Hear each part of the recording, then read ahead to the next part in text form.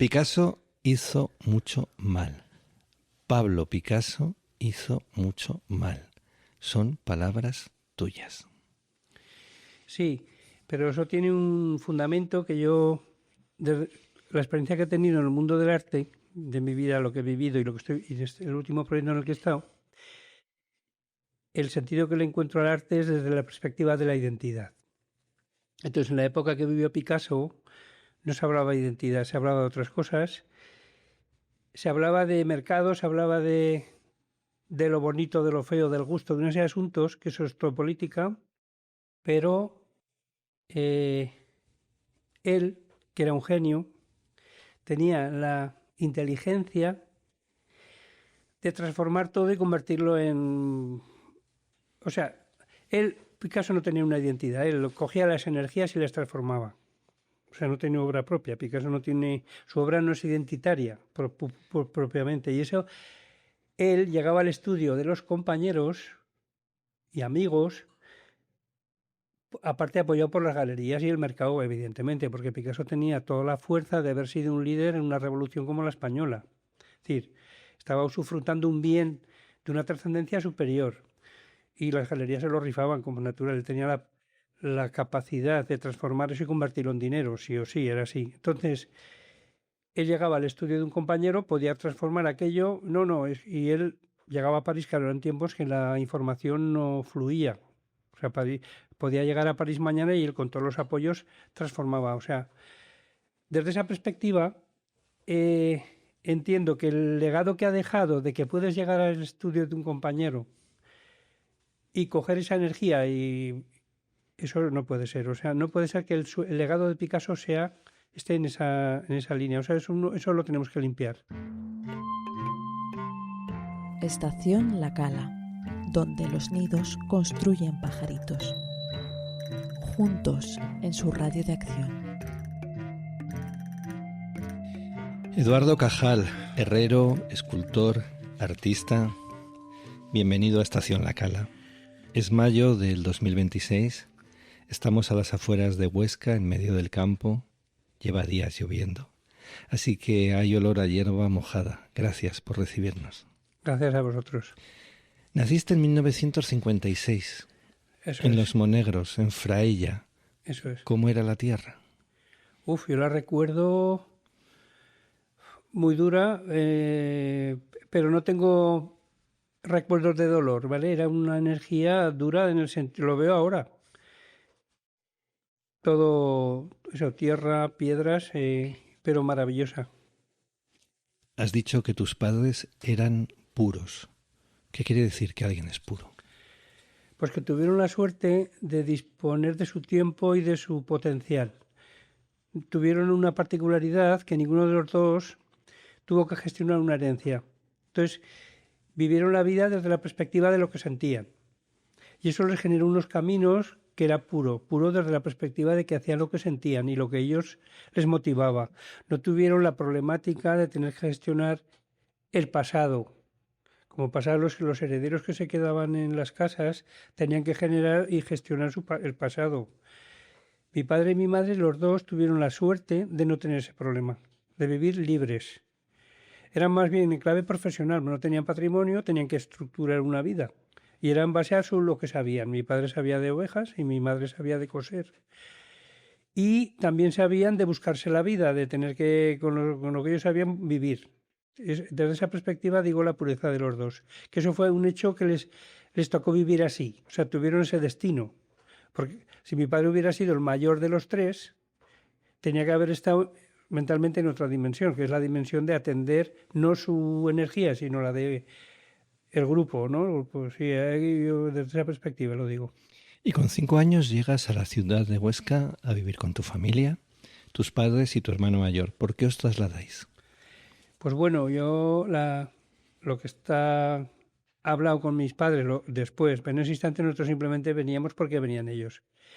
Pero fue porque, ¿qué hacemos con estos críos en este pueblo? No hay futuro.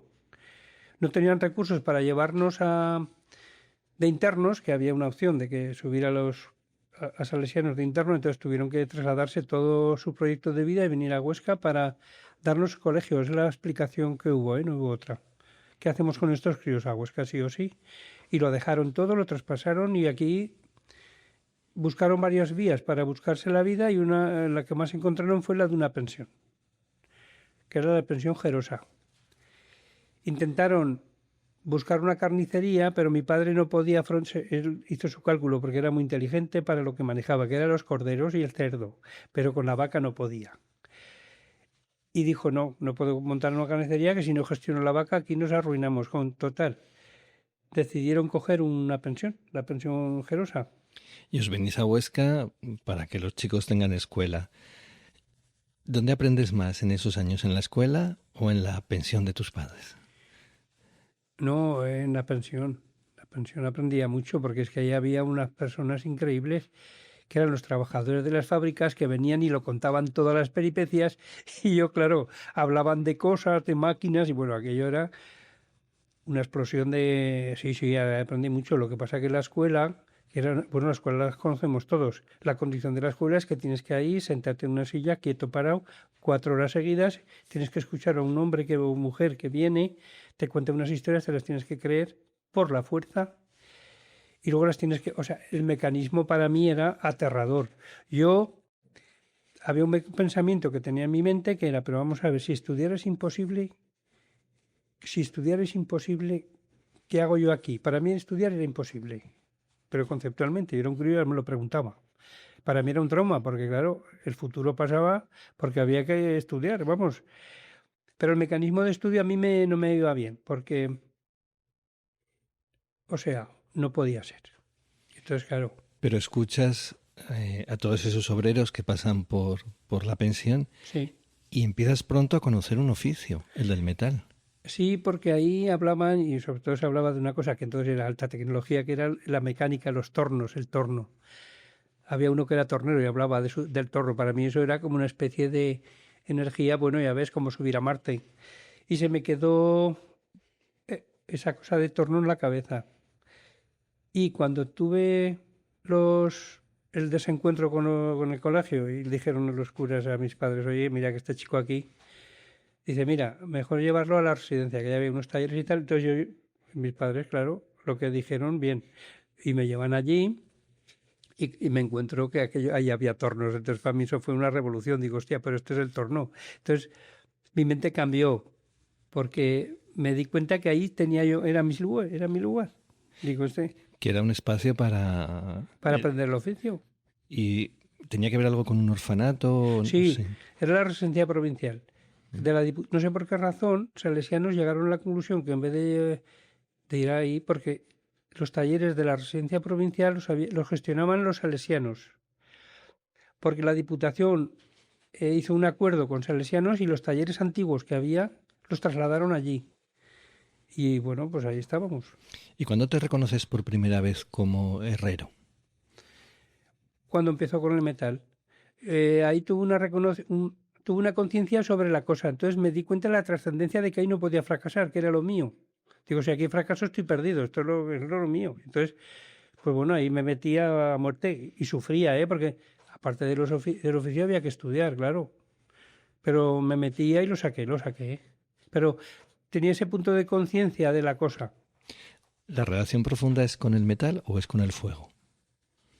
Está relacionado, el fuego y el metal y el fuego, pero es el metal y el fuego. Bueno, yo creo que eso está relacionado directamente. El metal sin fuego vamos mal. Porque el metal, por flojo que sea, hay que calentarlo sí o sí. Hasta el estaño. O el plomo, si quieres sacar alguna sustancia, tienes que calentarlo. El fuego y el metal está unido. Así como no está unido con la madera fuera el fuego que no interesa, ¿sabes? Con el metal yo creo que es una unión. Desde la perspectiva de lo humano, el fuego es la herramienta, sin eso ¿dónde vamos? ¿Me entiendes? Es un poco eso. Aunque había partes del metal que eran manipulados tecnológicos con limas y físicas y fresadoras. Era transformarlo de otra, pero el fuego estaba siempre presente. ¿Y ese mito de que todos los herreros sois sabios? No lo sé. ¿Tú crees? Sí, se dice. Pues, si se dice, yo no lo sé. Bueno, los Tenéis herreros, un conocimiento que no tiene el resto de la población. puede ser. porque igual ahí está relacionado, esto está escuchando, está relacionado, a ver, el fuego, el metal es muy fugaz, ¿vale? Tiene una energía fugaz, te deja pensar, no, a ver, te deja pensar, sí, pero es un material fugaz y eso igual hace que la mente vaya más rápida igual, porque por ejemplo la madera no es fugaz, la madera es un infinito de lo contrario. O sea, cada madera es un mundo que meterte ahí es un infinito. O sea, pues el hierro, el metal es más fugaz, es energía, ¡boom! Es una energía volátil. Y a lo mejor eso hace que la mente pues funcione más de otra manera. Puede ser, yo es que no lo sé, yo ahí no me atrevo a decir nada, pero solo puedo entender eso. Ahora estoy conectando más con la madera, veo que es un material extraordinario, pero y el metal está en otro parámetro, es que te da otras claves. Han escuchado a Eduardo Cajal decir que se ha puesto a escuchar. La que se ha puesto a escuchar es la gata que anda, una de las gatas que andan correteando por aquí, que ha ocupado la cuarta silla libre que quedaba en esta mesa de grabación. Con 18 años llegas a Zaragoza. Es el final de la dictadura.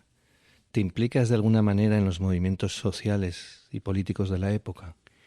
En la escala que mi mente daba de sí, sí, tenía una conciencia sobre la cosa y entonces de una forma muy intuitiva y poco, a ver, no te sabría decir, pero intuitiva, sí, como una cosa más de emocional y de buscar la verdad de las cosas y el bien y tal, un rollo más así, ¿no? Esa era la energía, vamos. Pues sí, me metí en líos en un partido, me metí con la ORT a intentar colaborar en lo que podía. Estuve en los comités de soldados también, eso no en el cuartel, pero bueno, eso era una cosa. Vivimos la etapa en la que muere Franco y esa crisis que hubo muy fuerte, que había violencia en las calles, que en fin. Y a mi manera hacía lo que podía y echaba una mano en lo que podía. Pues echábamos panfletos, colaboré con todos los más o menos, porque entonces, a ver, igual si era maoísta que anarquista, o sea, a ver, la cosa era estar en la lucha del asunto, ¿vale? No teníamos conciencia de nada, porque eres maoísta y el Mao estaba matando gente, o sea, es decir, un desastre, vamos. Pero nuestra lucha estaba aquí con la problemática española, con la democracia, con el Franco y tal y demás. Entonces yo ahí hacía lo que podía. Y milité en el comunismo y luego ya en la CNT después cuando vine aquí. Y es en Zaragoza donde conoces a Merche. Sí, ¿Quién es Merche? Merche es mi mujer, mi compañera, más que mi mujer, mi compañera. Era del grupo de mi hermano y mi cuñada, bueno, éramos un grupo y ella estudiaba magisterio y ahí la conocí y me enamoré de ella. Me he enamorado de ella y con ella viví. ¿Era la primera vez que te enamorabas? Bueno, de pequeño pero con ella me enamoré. Sí, me enamoré fuerte la primera vez y con ella he estado sola vez. Nosotros éramos como los palomos que no se buscan. Los palomos son aquellos que viven juntos toda la vida, pues nosotros igual. Y ella tenía mucha capacidad, era de magisterio, también tenía la cosa de la libertad, no quería desarrollar la carrera dentro del ministerio, sino que iba más por su cuenta, se montó una guardería, un proyecto muy interesante que le plantearon luego montar un colegio, pero tuvo un choque muy fuerte con la administración porque la normativa que había era muy restrictiva, o sea, exigían tantos asuntos que no pudo ser.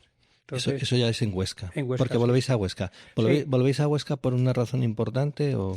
No, porque éramos de aquí y nuestras cuestiones emocionales y de futuro se desarrollaban aquí. Y en ese regreso es cuando ya definitivamente te haces herrero. En ese regreso yo no tenía los caminos, no los tenía porque acabé la mili y me puse en la mili y tal, que fui voluntario porque en aquella época si ibas a la mili te mandaban fuera.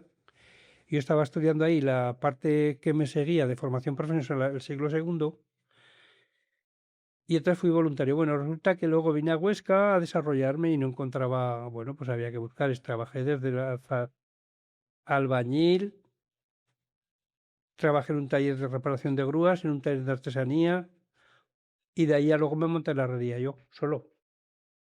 ¿Cuándo descubres que el herrero que ya eres es también artista? O sea, yo de una forma natural y muy básica quiero decir, sin grandes acontecimientos teóricos. O sea, simplemente yo tenía una tendencia a ver, a hacer formas más allá de lo normal. O sea, y luego los viajes a Barcelona me influyeron muchísimo. Íbamos con Merche a Barcelona a veces y ahí cogía yo mucha energía buena. Y libros y cosas que leía y tal. Entonces tenía una tendencia a hacer cosas de arte.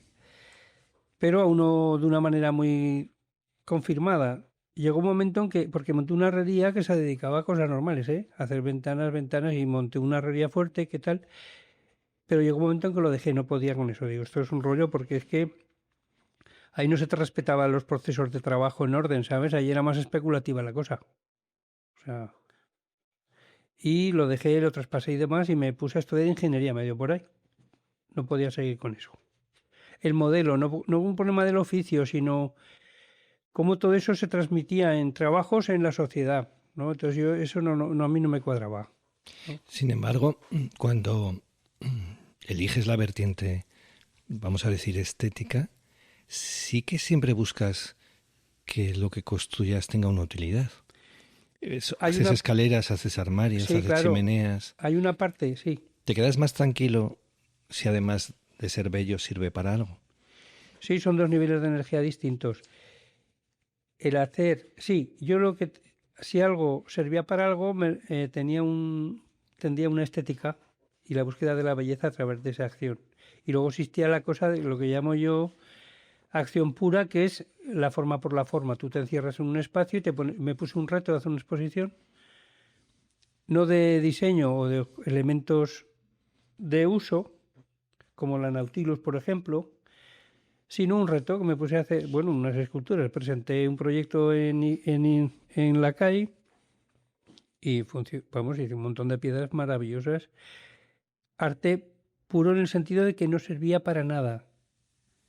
O sea, el arte tiene una parte que es como un misterio, que es una tendencia a la trascendencia a través de la nada, de lo que nos sirva. Es una energía y ya está. Entonces, conectar con eso, visto ahora, en ese instante era como algo... A ver, era como una energía que había, no tenía explicación, porque lo veo ahora no tiene explicación, pero una cosa de trascender. Sí, la explicación se ve que es la trascendencia, o sea, buscar la trascendencia a través de la acción, ¿vale? Esa es la cosa que se ve. De fondo, yo no soy teórico ni filósofo, pero puedo entenderlo, porque ¿a qué coño me encierro yo en un sitio a hacer 4 cosas que no valen para nada? Es que no lo entiendo, visto ahora. Y ahora me veo a mí mismo y muchas cosas que he hecho, digo, pero estaba como un cencerro, pero eso lo llevaba dentro, o sea, era una realidad, o sea, visto... Es un poco como Don Quijote, que cuando se está muriendo el último día le dice a todos, oye, dejaros de libros que estoy como una cabra, por favor. Viene a ser. Pues esto es igual. Yo me veo y digo, hostia, tío, pero estaba como un cencerro. Digo, ¿qué hacía ahí? Pero te ves en la misma historia del avión, es lo mismo. ¿Para dónde iba yo con un avión? Para, el avión. Aún no hemos llegado al avión. Estabas como un cencerro. ¿Tú diferencias entre la razón sensitiva y la razón intelectual? Claro, porque la razón intelectual es inherente a nuestra naturaleza. La naturaleza con nosotros juega como le parece. Y hay una parte que, por la propia razón, es una parte intelectual. Porque lo intelectual al final es un discurso para equilibrar, o sea, el discurso entre el interés... o sea, que equilibra el interés, o sea, es una cosa marciana, pero es así, o sea, el discurso al final es una justificación para podernos entender. El discurso es una justificación para atrapar, es la teoría del pescador. La lombriz, ¿para qué la pone? Es el discurso para para el pez, viene a ser igual. Bueno, pues nosotros, desde la razón, el discurso es eso y punto E. El discurso es la lombriz. Lo que pasa que el asunto consiste, por lo que se ve, en el equilibrio entre la lombriz y el fundamento final. O sea, hay un equilibrio. Si eso está equilibrado, eso es la estética, eso sería el arte. Pongamos en el equilibrio de eso, que todo el mundo esté de acuerdo en que montas la lombriz y cataclún y que piquen y aquí no pasa nada. Ese es el equilibrio. Que nosotros desde la razón buscamos, que es complicadísimo. Porque Porque claro, la razón al final es buscar tu identidad a través de convencer al otro, pero claro, hay un interés intermedio, etcétera. Bueno, ahí hay una magia que ya ves tú. ¿Qué dejas fuera de la razón? ¿Qué hay fuera de la razón? La naturaleza. La naturaleza en estado puro, en términos verdaderos, para una razón es una putada. Es un drama. Porque la naturaleza siempre te está poniendo retos imposibles. La naturaleza es un problema. Desde la razón es un problema. O sea, ser naturaleza y tener razón es una putada. Porque para ser naturaleza mejor no tengas razón. Le pasa a los animales. No tienen raciocinio, pero ellos de cine van para aquí, van para allá y punto, se mueren y punto. Pero nosotros, la razón, estamos mutados. O sea, es un problema la razón, porque la razón y la naturaleza están en opuesto. De hecho, todas las religiones se construyen a través de racionalizar lo que llevamos dentro. O sea, la envidia, por ejemplo, todo lo que los cristianos han montado como estructura de problemas, resulta que eso es la naturaleza, que se expresa así. Entonces, desde una perspectiva de la razón y de lo laico y de lo ser libre, tienes que tomar conciencia de eso, que tienes que gestionar eso. Y no tienes más remedio porque la naturaleza te ha dado unas claves que mucho de lo que te da son para mecanismos de defensa y para que tus movimientos se articulen, porque sin esos no te mones, te quedarás quieto.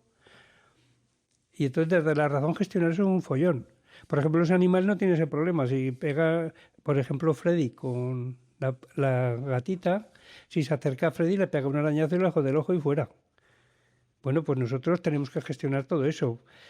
¿Qué problema tenemos? Que la cultura que estamos ahora, bueno, siempre se ha vivido así, pero ahora ya es extremado, estamos animalizados total. Pero claro, ¿tú te imaginas a Freddy que le das un botón para apretar una bomba nuclear contra el gato? O sea, pues estamos ahí.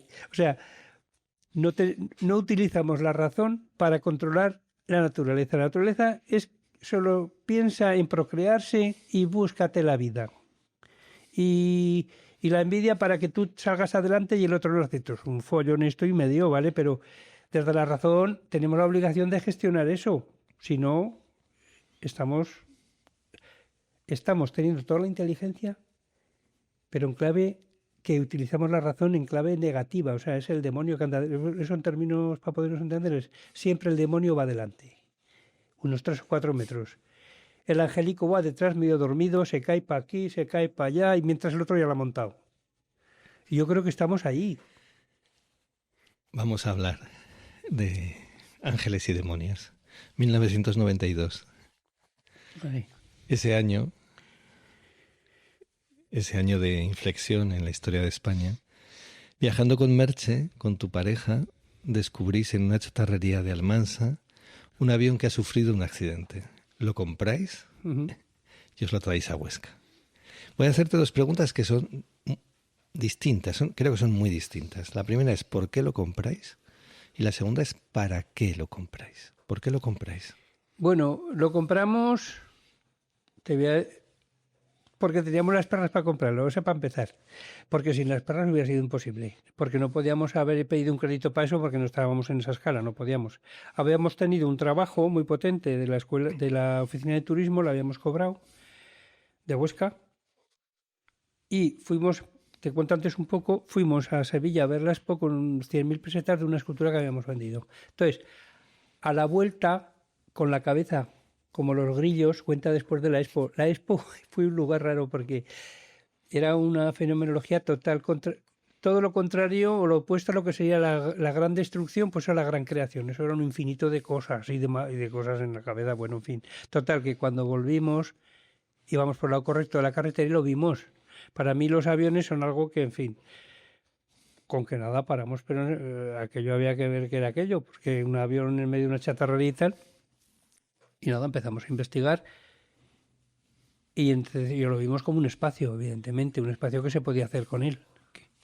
Y la cosa era, porque había varios niveles, el primer nivel de energía era reestructurarlo tal cual, o sea, hacer un espacio más fiel a lo que era el avión en origen, ¿no? Porque tenía toda la fuerza para poderlo plantear, más o menos. Total, que el caso es que no sabíamos si aquello para arriba, si aquello para abajo. con que le preguntamos al señor, oiga, ¿y este avión y demás? Dice, no, que no se había muerto ninguno en el accidente. Claro, eso nos dijo ya, zas, la cabeza nos la puso, porque esto sí se hubiera muerto gente. Bueno, igual no hubiera parado una chatarrera, no lo sé. Bueno, el caso es que eso fue un mecanismo de impulso. Entonces el hombre muy inteligente dice, sí, pero hay uno interesado en el avión. O sea, como diciendo, a ver, pues esto... Y a los 2 días, pero entonces le llamamos a los 2 días y dijo el hombre, no, ya se ha quedado libre. Y cuenta, el hombre más listo que el hombre nos vio, porque era un chatarrero maravilloso que sabía más latín o sea, que sabía mucho, un hombre inteligentísimo. Entonces nos puso en la cuerda de que sí, que lo podíamos coger, era una cantidad que la teníamos nosotros, nos quedábamos a cero, pero la podíamos coger. Y teníamos la idea de llevarlo a Huesca y reestructurarlo, claro, y era montarlo. La idea era montarlo. Rescato una frase que has dicho. Ahora que todo el mundo dice que está en el lado correcto de la historia, tú acabas de decir que estabais en el lado correcto de la carretera. Sí. ¿Qué me parece? Sí, sí, porque si no lo hubiéramos visto.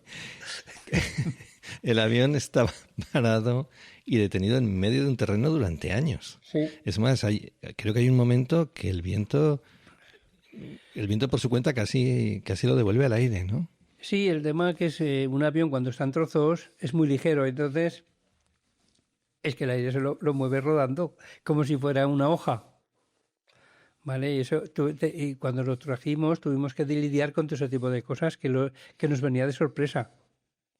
Lo dejamos en una campa con unos vecinos que nos ayudaron y aquello daba vueltas y iba corriendo solo. O sea, en fin, y todo eso generaba problemas ahora la escala de acción sobre la pieza nos dimos cuenta que nos arruinarían poco.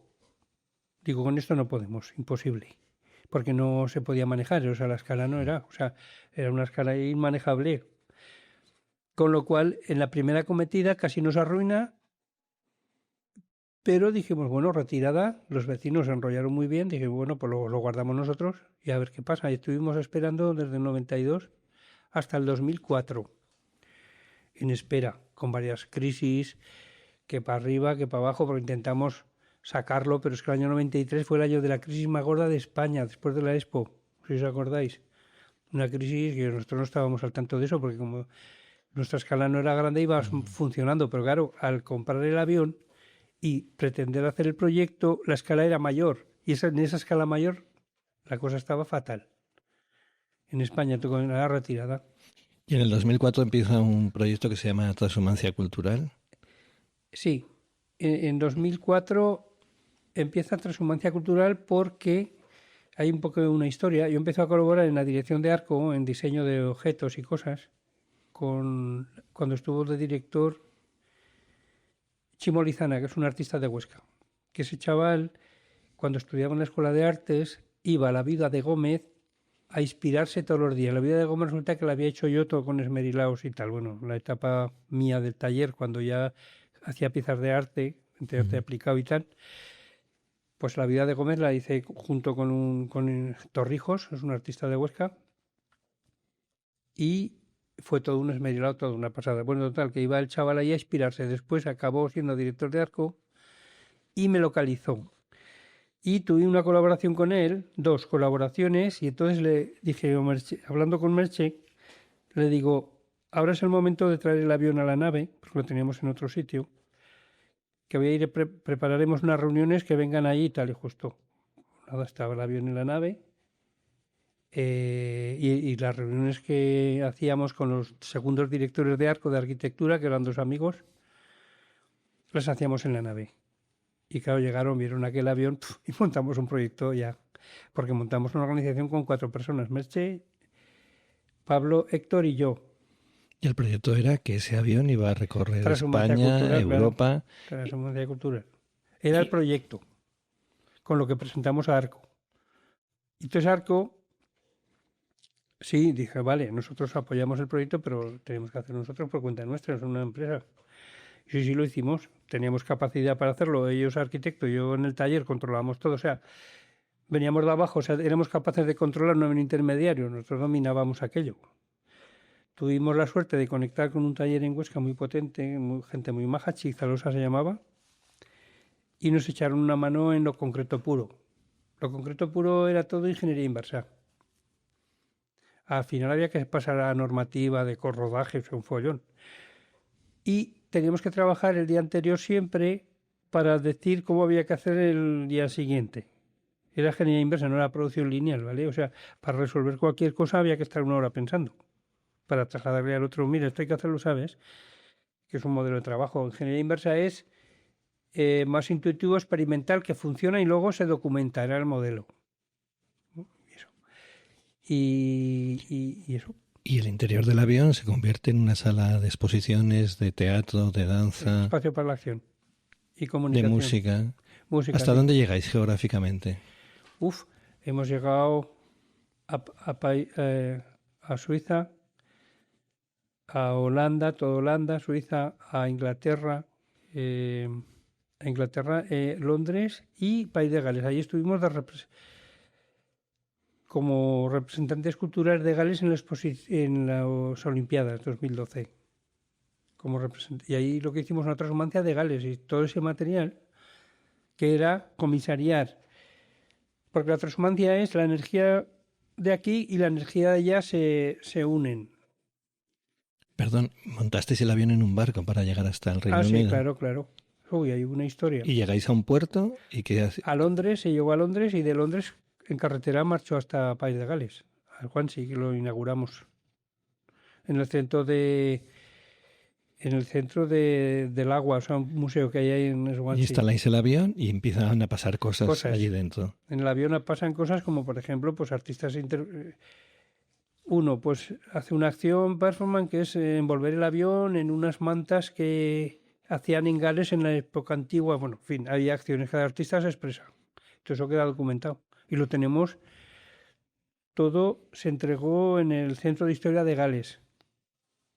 ¿Y en España dónde ha estado el avión? Pues ha estado en Madrid, ha estado en Barcelona, ha estado en Gijón, ha estado en Zaragoza, Huesca y Teruel, en Málaga, en Badajoz, en Valencia. Es un objeto mágico. Sí. Yo me imagino que llegas con el avión a Barcelona y todo es alegría. Ya no tienes nada que explicar. No, es una pieza que se lee de percepción, es una pieza que es alegre, por definición. Donde llega el avión, todo el mundo que llega el avión. Y todo el mundo espera algo bueno ahí. ¿Sabes? Tiene esa cosa. Hay y os dio muchas cosas buenas. Sí, de conocer a mucha gente. En Barcelona estuvimos en 2 fases distintas, una con el comercio y otra con el, no me acuerdo, con el más Merced en el Carrer, lo de calle, en la calle que hacen eso. Sí. Y no te sabría decir, en fin, sí, siempre bien. La energía del avión es positiva siempre. Por lo que sea, no, porque también hay una cosa y es que si no hay un proyecto en condiciones no salimos, está claro. El avión es memoria, yo así lo tengo. Todo lo que pasa en el avión luego es un recogedor de memoria, entonces nunca hacemos tratos con publicidad, por ejemplo. ¿Cuál ha sido la última vez que ha llegado? La última vez en Madrid, para la Organización de Arquitectura Sostenible en Madrid. Hubo hace el año 22, que nos sirvió para luego colocarlo allá arriba. Colocarlo allá arriba. Vamos a cambiar, yo creo que vamos a cambiar de etapa de vida. Quedas viudo, y es una palabra que apenas se utiliza ahora. Ya. Como si nos asustara nombrarla. ¿Cómo definirías el estado de viudedad? Para mí fue un vacío muy grande que no... Porque yo tenía estábamos muy unidos y luego trabajábamos en la misma, era un vacío muy grande. Tuve varias experiencias. Una con el tiempo. El tiempo se te comía el tiempo. De 8 a 9, de 9 a 10, de 10 a 11, el tiempo se te comía. A mí se me comía el tiempo. Esa era una. No podía con él. Y otra que tenía era como que todo estaba quemado. Todo estaba quemado. Sí. Pero sobre todo el tiempo era... No podía con él. Es como cuando te encierran en un ataúd. Me lo puedo imaginar. Un poco para explicarlo, aunque... ¿Te imaginas que te encierran en una caja y estás ahí cerrado? y que el tiempo no pasa. La sensación con el tiempo era muy cruel. Es como cuando te hace una cosa daño y el tiempo pasa distinto a que si estás relajado en eso asunto en el día. Yo no podía, subir allá arriba, no podía. O sea, no pasaba el tiempo de 8 a 9, Dios mío, qué amargura. Sí. Y en 2011 tienes una idea. Una idea que tampoco había tenido mucha gente en España antes. Crear un taller de arte para personas con discapacidad intelectual. ¿Cómo nace esa idea? ¿Por qué? Vuelvo a la doble pregunta de antes. ¿Por qué y para qué? Bueno, nace esa idea desde la necesidad de la propia organización de mejorar la calidad de vida del sector en concreto. En este caso se llamaba entonces ATADES, ahora lo vamos a llamar Valentia, ¿no? El director gerente que había entonces tenía claro que algo tenía que hacer porque era una problemática de tránsito ahora. Estaban de tránsito las calidades de vida, el diario. José Luis Laguna se llamaba. Y aquel hombre, bueno, tal que me conocía, y él tenía una intuición de que había que cambiar aquello, porque entonces estaban aún con los talleres industriales y demás, ¿no? Cambiarlo, pero con un mecanismo y tal. Bueno, él tenía la idea del arte a su manera y a mí me vino y me lo explicó. Digo, a ver, vamos a ver, porque él primero me planteó hacer una exposición ahí. Bueno, de alguna forma la cultura tenía que llevarla al lugar, ¿no? Y yo le digo, bueno, mi obra en este sector no, ni interesa ni no, o sea, no tiene sentido. Digo, yo lo que entiendo, le expliqué, que el arte se alimenta de dos valores, que son emoción y verdad, y digo, y en este sector yo veo por eso por todos lados. Digo que aquí otra cosa no habrá, pero emoción y verdad, mucha. Digo, entonces, puede haber un mecanismo de arte y introducir talleres de arte, entonces lo que se exponga sea el arte que ellos hagan, porque ellos desde esa perspectiva algo tiene que ser. Digo, no sé si esto funcionará o no. Bueno, total, desde que tuve esa reunión con él pasaron 2 años con un documento que le presenté, que básicamente, para entendernos, era trabajar el potencial, porque yo lo que ahí trabajo es la identidad, no el gusto, que no es un problema, el arte contemporáneo no se mueve un clava de gusto, sino un tema de identidad, es el sentido final, porque el gusto es un tema de poder, va cambiando, o sea, no es un valor, aunque sí que es una herramienta, que no... A ver, pero de la perspectiva del proyecto y del fundamento del proyecto, tema identitario, recuperar la identidad, que es un sector que el modelo de gestión humana era todos para aquí, todos para allá, nos sentamos aquí todos y tal. Ahí las personas como personas humanas no existían. Entonces yo era consciente, y lo soy, y lo era en ese instante, que el arte era la única herramienta capaz de sacar identidad. ¿Y mi trabajo ahí cuál era? Pues desde la perspectiva de la emoción y de verdad, darles herramientas a ver qué pasaba. Era una experimentación, porque a ver, yo no sabía aquello que iba a ser. ¿Cómo era? Intenta hacer memoria de... Han pasado 14 años. ¿Cómo era el día a día? ¿Qué sucedía allí? Sí, el día a día fue, primero, una condición que puse, que tenía que estar solo, yo en el taller con ellos. Tenía que haber una relación pura de relación, porque yo no puedo trabajar en ese nivel de experimentación, tenía que estar solo con ellos. Y la primera cosa, porque ellos tampoco tenían costumbre del tema del arte, pues que ellos eran... Pues si te descuidabas, o sea, había de todo ahí, porque el primer grupo era de semicontención, era un grupo impuesto, porque yo digo, oye, a mí me da igual el grupo que sea, lo trabajo y ya está, trabajaré con ellos y demás. Entonces, no había una situación ideal, más o menos. Era un grupo, parte eran porque querían venir y otros es de contención, era un grupo, tenía que tener a 14, sí o sí. Y yo digo, no hay problema. Es decir, el arte se mueve en otro código, entonces yo no tengo problema con eso. Y nada, el día a día era experimentación, porque tampoco sabía... A ver, entonces empezamos con cosas básicas, porque claro, cartón y óleo, fíjate tú qué dos elementos, cartón y óleo. Luego ya después transmutamos hacia el acrílico y demás, y nada, eran experimentaciones, pero llenas de vida, Hacíamos pan también, hacíamos ejercicios, convertíamos el día, no era estar pintando todo el día, es que se pintaba lo vivido, o tú creas sobre lo vivido, yo era consciente de eso, con ellos, porque ellos van a empezar a crear, porque la creación ¿de dónde sale? Sale de algo que has vivido, sino de que, bueno, pues lo fundamental del arte, en este caso, yo también lo sabía, que era convertir la vida en aquello interesante, bueno, que si a la huerta, que si pasear, que si vamos a hacer pan, que si para arriba, que si discutimos, que si cantamos, y con todo aquello aparecían cosas. Y le pones nombre al taller, al grupo le pones Sí. nombre. Con el tiempo yo vi que aquello empezaba, Dios, oye, esto es una pasada, esto aquí hay energía buena. Entonces llegó un momento que hay que ponerle, era consciente que había que montar un nombre, había que tener nombre propio. Y entonces se me ocurrió la idea de cebra, porque la cebra es un animal que no se doma. Entonces, claro, allí el mecanismo de trabajo estaba, sobre todo por el tema de la identidad, era aquí no se viene a domar a nadie, aquí se viene a fluir, intentar trabajar con lo que somos y a ver qué pasa. Es que ese era el modelo. Y con eso iban pasando cosas. Y las cosas que iban pasando simplemente estaban allí. Y fueron ordenando el diario. Me di cuenta de una cosa. Al principio no se localizaban, por ejemplo, no se localizaban la obra, ni a ellos ni sus compañeros. Estaban las obras igual daba.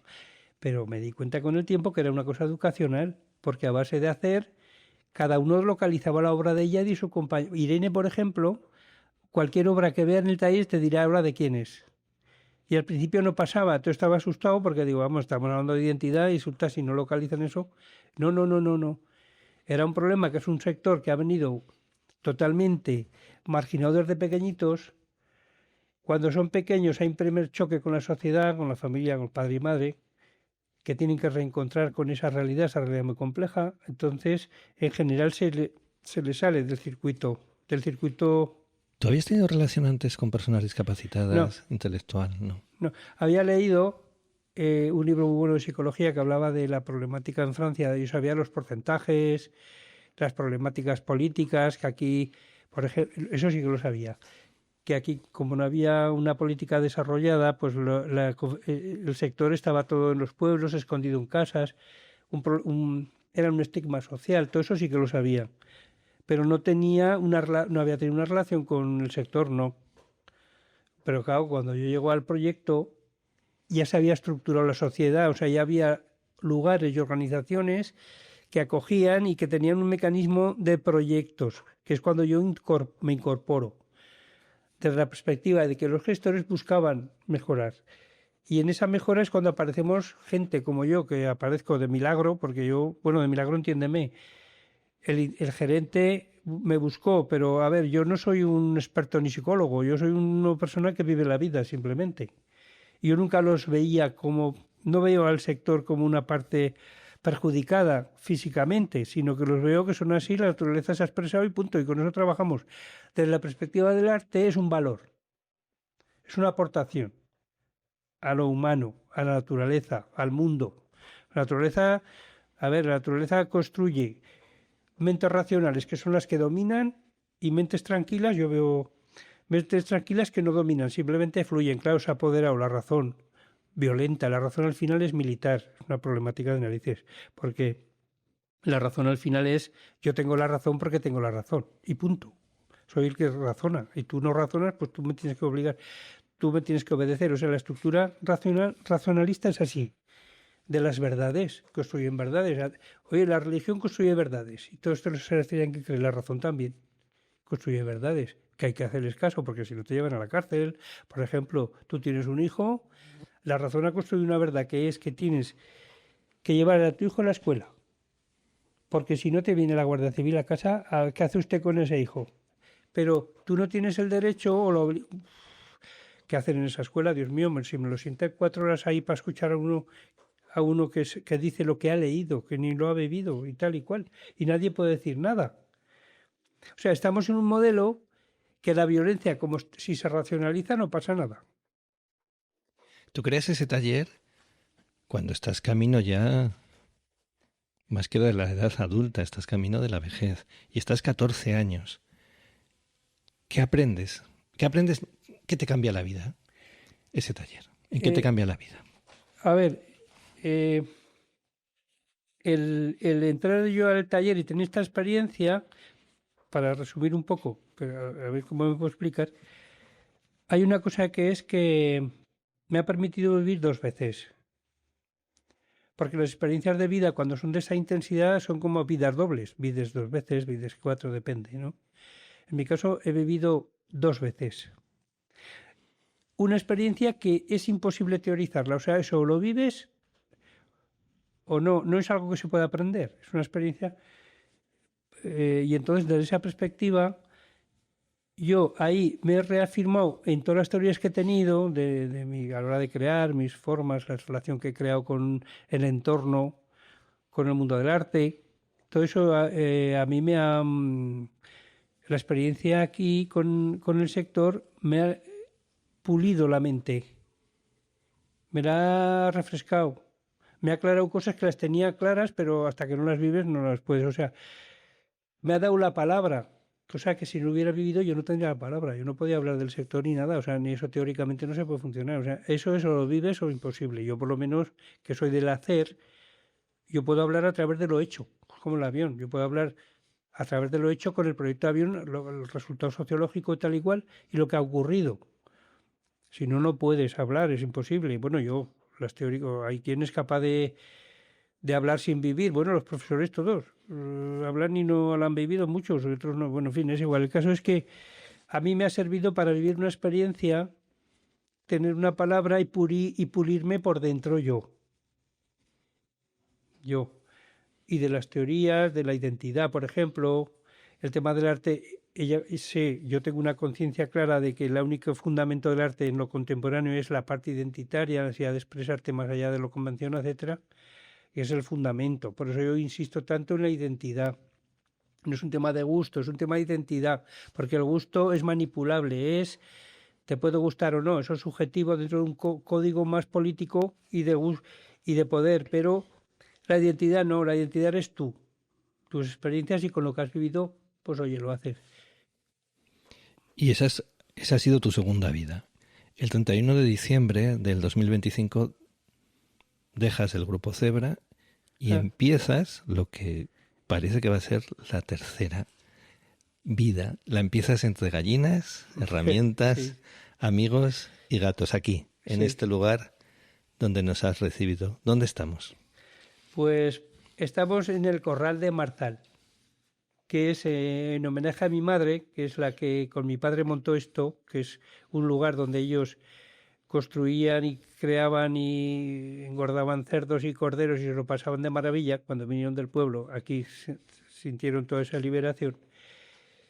Y recuperar esa memoria a través de la amistad, básicamente. Aquí el valor es la amistad. Yo creo que es una conclusión final también, después de lo vivido, que el valor más preciado es la amistad. La amistad es el valor más preciado. Y a través de la amistad construimos un diario muy sencillo. Pues comemos, vivimos, hablamos, nos contamos cosas. Cada uno tiene su taller. Cada uno tiene un espacio, sí. Más que su taller, sí, también, pero su espacio, sí. Por ejemplo, José Ignacio tiene su taller. De carpintería. De carpintería. Y yo tengo el mío que lo comparto.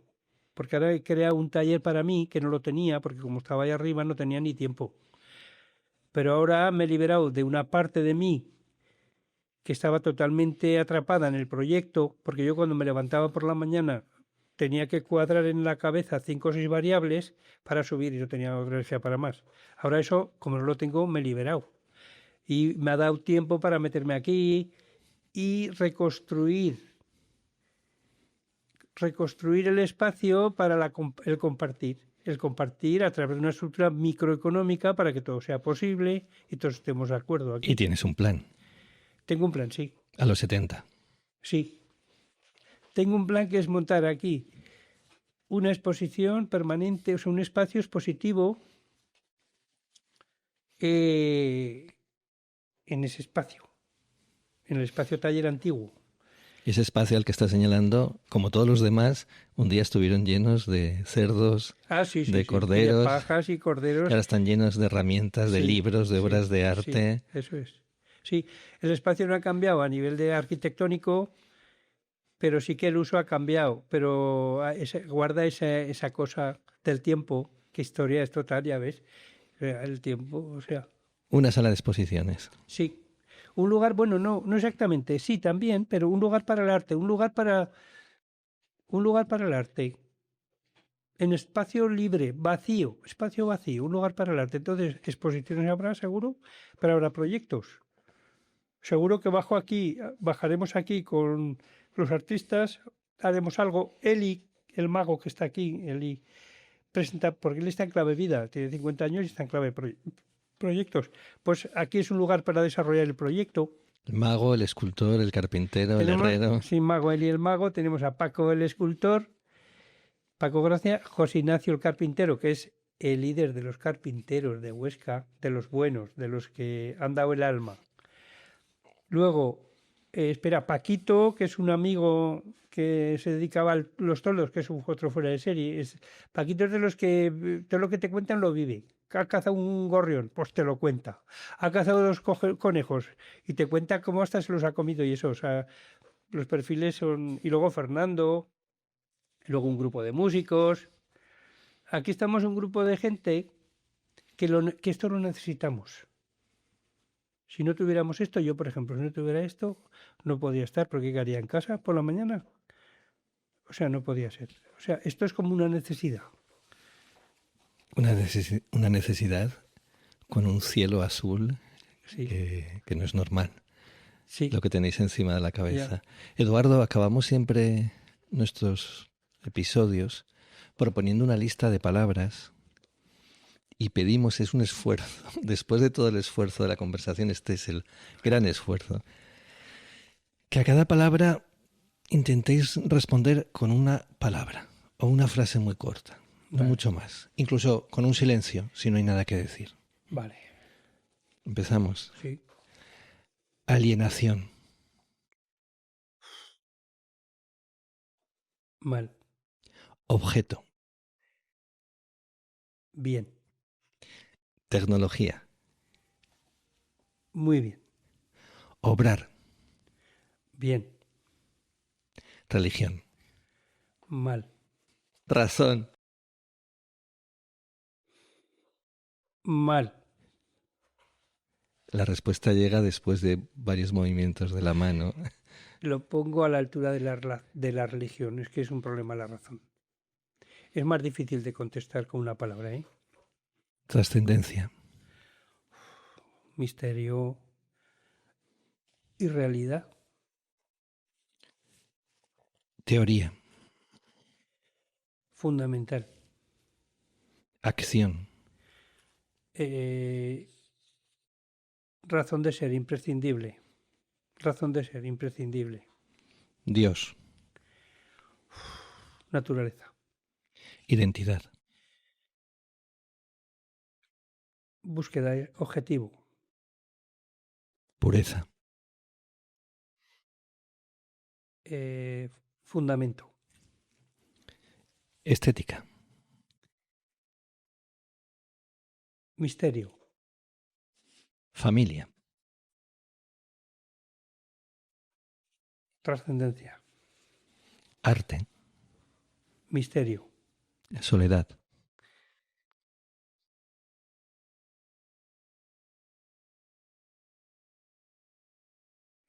Fundamento no es la palabra, pero soledad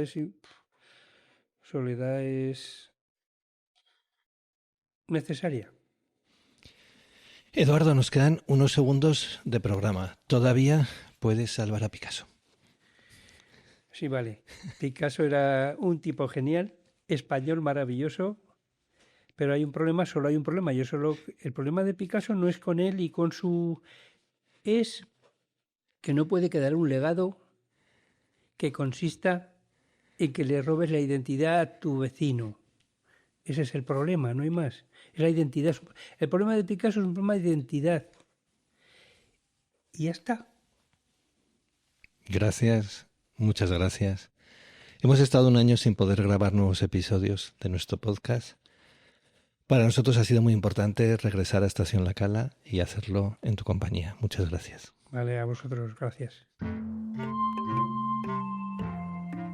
Han escuchado la entrevista a Eduardo Cajal dentro de nuestro programa Nos vamos de este mundo. Realización técnica, Ana Mareca. Entrevista y dirección, Grasa Toro. Estación La Cala, donde los nidos construyen pajaritos, juntos en su radio de acción.